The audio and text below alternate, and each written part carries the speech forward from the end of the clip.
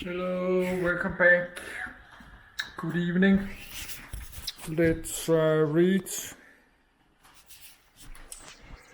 Let's read some more before I'm tired. I did download a lot more papers.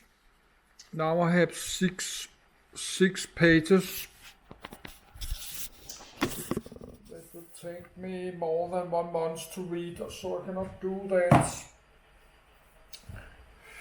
So I will read a bit more, then I will cook some, charge my camcorder, then cook some hot foods.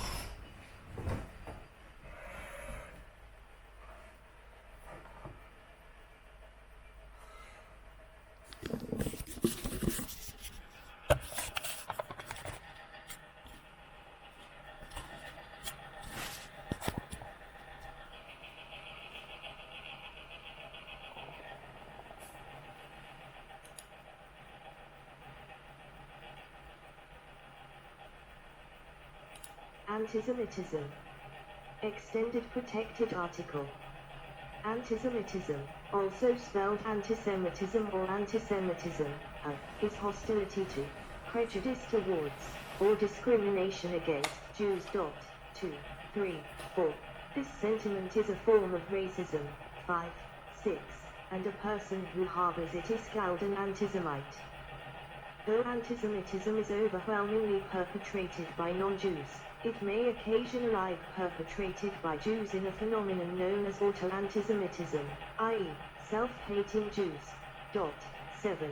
Primarily antisemitic tendencies may be motivated by negative sentiment towards Jews as a people or by negative sentiment towards Jews with regard to Judaism.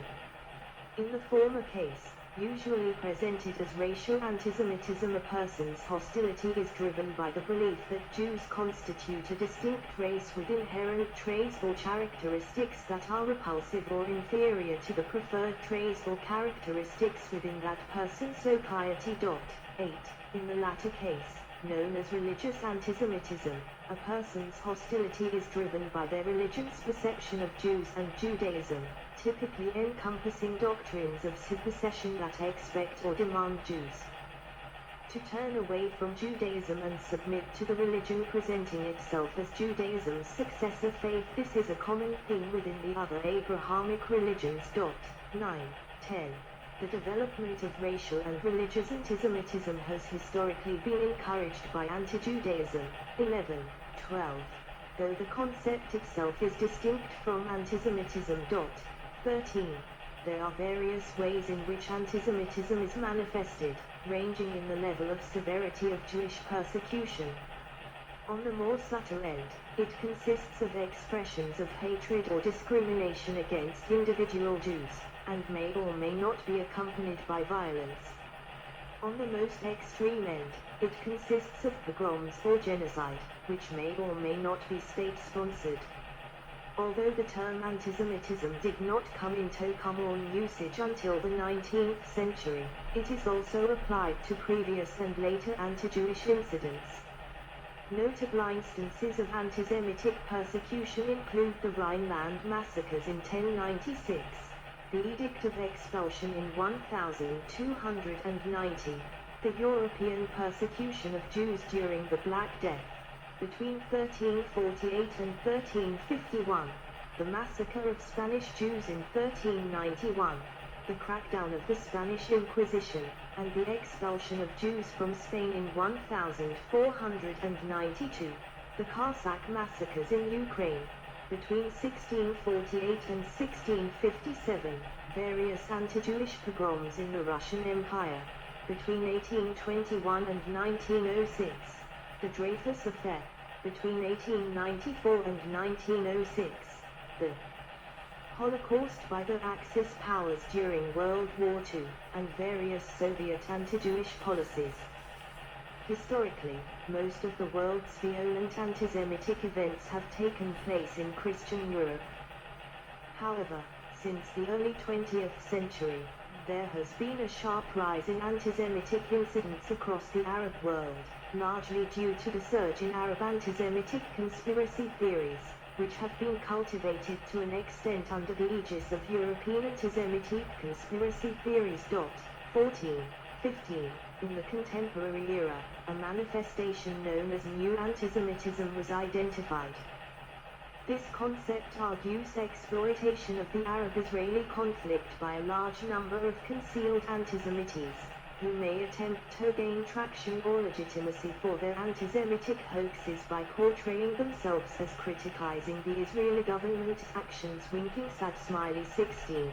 This is distinct from people who view Israeli government policies negatively, which is not inherently antisemitic. Likewise, as the state of Israel has a Jewish majority population, it is common for antisemitic rhetoric to be manifested in expressions of anti-Israeli sentiment, though this is not always the case, and such expressions may sometimes be part of wider anti-Middle Eastern sentiment without an exclusively antisemitic motive. Due to the root word Semite, the term is prone to being invoked as a misnomer by those who interpret it as referring to racist hatred directed at all Semitic people, i.e., those who speak Semitic languages, such as Arabs, Assyrians, and Arameans. This usage is erroneous. The compound word antisemitismus, lit. Antisemitism, was first used in print in Germany in 1879-17, as a scientific-sounding term for Judenhass, lit. Jew hatred, 18, 19, 20, 21, 22, and it has since been used to refer to anti-Jewish sentimentalo. 18, 23, 24, origin and usage. Etymology. 1879 Statute of the Antisemitic League. The word Semitic was coined by German Orientalist August Ludwig von Schlosser in 1781 to designate a group of languages, Aramaic, Arabic, Hebrew and others, allegedly spoken by the descendants of biblical figure Sem, son of Noah. 25, 26. The origin of antisemitic terminologies is found in the responses of Moritz Steinschneider to the views of Ernest Renan.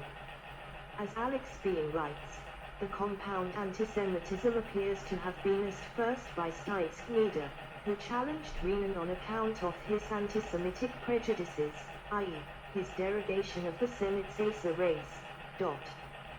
27. Ufner Falk similarly writes, the German word antisemitisch was first used in 1860 by the Austrian Jewish scholar Moritz Steinschneider, 1816-1907, in the phrase antisemitisch Vorurteil, antisemitic prejudices. Steinschneider used this phrase to characterize the French philosopher Ernest Renan's false ideas about how Semitic races were inferior to Aryan races. 28.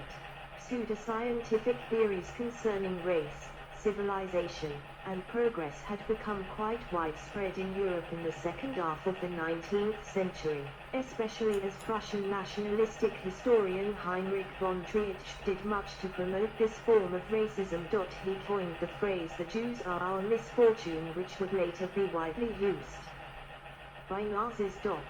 29. According to Ufner Falk, Treitsch uses the term Semitic almost synonymously with Jewish, in contrast to Renan's use of it to refer to a whole range of peoples. 30. Based generally on linguistic criteria. 31. According to Jonathan M. Hess, the term was originally used by its authors to stress the radical difference between their own antisemitism and earlier forms of antagonism toward Jews and Judaism. 32. In 1879, German journalist Wilhelm Marr published a pamphlet, Der Sieg des Judentums über das Germanentum. Vom Nicht-konfessionellen Standpunkt a US Betrachtet, the victory of the Jewish spirit over the Germanic spirit. Observed from a non-religious perspective, in which he used the word Semitism used interchangeably with the word Judentum to denote both Jewry, the Jews as a collective, and Jewishness, the quality of being Jewish, or the Jewish spirit. 33, 34, 35. This use of Semitismus was followed by a coining of Antisemitismus, which was used to indicate opposition to the Jews as a people. 36. and opposition to the Jewish spirit, which Marr interpreted as infiltrating German culture. His next pamphlet, Der Weg zum Sieg des Germanen über das cover page of Marr's The Way to Victory of Germanicism over Judaism, 1880 edition Judaism.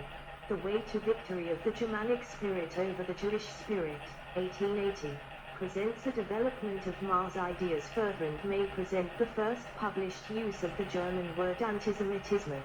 Antisemitism. The pamphlet became very popular, and in the same year Marr founded the Antisemitenliga, League of Antisemites. 37, apparently named to follow the Anti-Kanzlerliga, Anti-Chancellor League. 38. The League was the first German organization committed specifically to combating the alleged threat of Germany and German culture posed by the Jews and their influence and advocating their forced removal from the country. So far as can be ascertained, the word was first widely printed in 1881, when Marr published Zwanglos Antisemitische Heft, and Wilhelm Scherer used the term Antisemiten in the January issue of Neue Free Press. The Jewish Encyclopedia reports, in February 1881, a correspondent of the Allgemeine Zeitung des Judentums speaks of antisemitism as a designation which recently came into use. Org. Zeit. D. Judd. 1881. P. 138. On the 19th of July 1882, the editor says, this quite recent antisemitism is hardly 3 years old. 39. The word antisemitism was borrowed into English from German in 1881. Oxford English Dictionary editor James Murray wrote that it was not included in the first edition because antisemite and its family were then probably very new in English use, and not thought likely to be more than passing nonce words, would that antisemitism had had no more than a fleeting interest. 40. The related term Philosemitism was used by 1881. 41. Usage. From the outset the term antisemitism bore special racial connotations and meant specifically prejudice against Jews. 3. 1824. The term is confusing, for in modern usage Semitic designates a language group, not a race. In this sense, the term is a misnomer, since there are many speakers of Semitic languages, e.g. Arabs, Ethiopians, and Arameans, who are not the objects of antisemitic prejudices, while there are many Jews who do not speak Hebrew, a Semitic language. Though antisemitism could be construed as prejudice against people who speak other Semitic languages, this is not how the term is commonly used. 42, 43, 44, 45. The term may be spelled with or without a hyphen, antisemitism or antisemitism. Many scholars and institutions favor the unhyphenated form. 1, 46, 47, 48.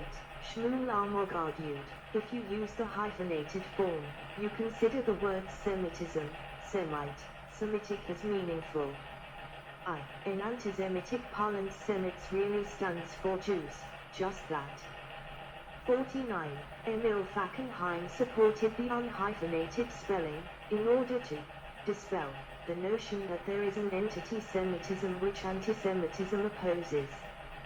50. Others endorsing an unhyphenated term for the same reason include the International Holocaust Remembrance Alliance. 1. Historian Deborah Lipstadt, 18.